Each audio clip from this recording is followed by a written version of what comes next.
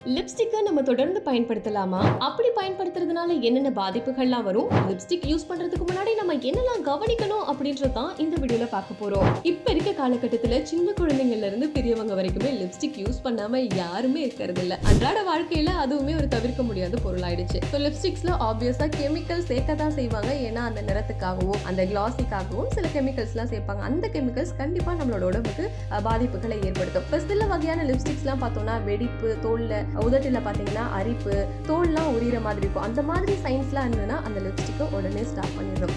எண்ணெய் பதம் இருக்கிற லிப் பாம்லாம் யூஸ் பண்ணலாம்னு சொல்றாங்க. ஆனாலுமே கலிபோர்னியா பல்கலைக்கழகத்துல Berkeley school of public health வந்து ஒரு ஆய்வு நடத்தியிருக்காங்க.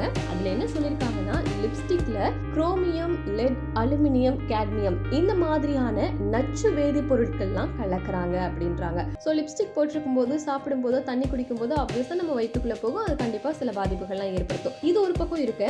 இந்த லிப்ஸ்டிக்ல இருக்கிற பாலிஎத்திலீன் கிளைகால் வந்து நரம்பு மண்டலத்துல பாதிப்பை ஏற்படுத்தும் அப்படின்னு சொல்றாங்க. அதே மாதிரி பாரபின் சேர்க்கப்பட்ட லிப்ஸ்டிக் வயிற்றுப்போக்கு ஏற்படுத்தும். அது போக மன அழுத்தத்தையும் கொடுக்கும் அப்படின்றாங்க. இந்த லிப்ஸ்டிக்லாம் கெட்டு போகாம இருக்கிறதுக்காக பிஸ்மத் ஆக்சிக்ளோரைடு அப்படின்னு ஒரு கெமிக்கல் ஆட் பண்றாங்களாம். இந்த கெமிக்கல் புற்றுநோயை கூட உருவாக்கும் அந்த தன்மை இருக்குது அப்படின்றாங்க. இந்த கேட்மியம், குரோமியம்லாம் லிப்ஸ்டிக்ல இருக்கிறதுனால வயிற்றுல கட்டிகள் ஏற்படும், சிறுநீரக செயலிழப்பு கூட ஏற்படும் அப்படின்றாங்க. இதெல்லாம் வராம இருக்கிறதுக்கு என்ன பண்ணணும் அப்படின்னா, டாக்ஸின் ஃப்ரீயா இருக்கிறதா அப்படின்னு பார்த்து வாங்கணும் லிப்ஸ்டிக். இந்த 20 ரூபா 30 ரூபா இந்த கம்மியான விலையில இருக்கிறத விட்டுட்டு கொஞ்சம் பிராண்டடா அதனுடைய இன்கிரீடியன்ஸ்லாம் என்ன அப்படின்னு பார்த்து தெரிஞ்சுக்கிட்டு வாங்குறது நல்லது. இயற்கையான முறையில செஞ்ச லிப்ஸ்டிக்கா இருந்தது அப்படின்னா தாராளமா அதை பயன்படுத்தலாம். இப்போ குழந்தைங்களுக்குலாம் லிப்ஸ்டிக் போடணும் அப்படின்னா நம்ம வீட்லயே இந்த பீட்ரூட்டு, நெய்யெல்லாம் வச்சு கூட தயார் பண்ணலாம். ஸோ இந்த மாதிரி இயற்கையான முறையில் அப்படியும் இல்லை அப்படின்னா டாக்ஸின் ஃப்ரீ லிப்ஸ்டிக்கானு பார்த்து வாங்கணும் அப்படின்னா நமக்கும் நல்லது. இந்த வீடியோ உங்களுக்கு நிச்சயமா யூஸ்ஃபுல்லாக இருக்கும்னு நினைக்கிறேன். அடுத்து இன்னொரு இன்ட்ரெஸ்டிங்கான வீடியோவில் நான் உங்களை சந்திக்கிறேன்.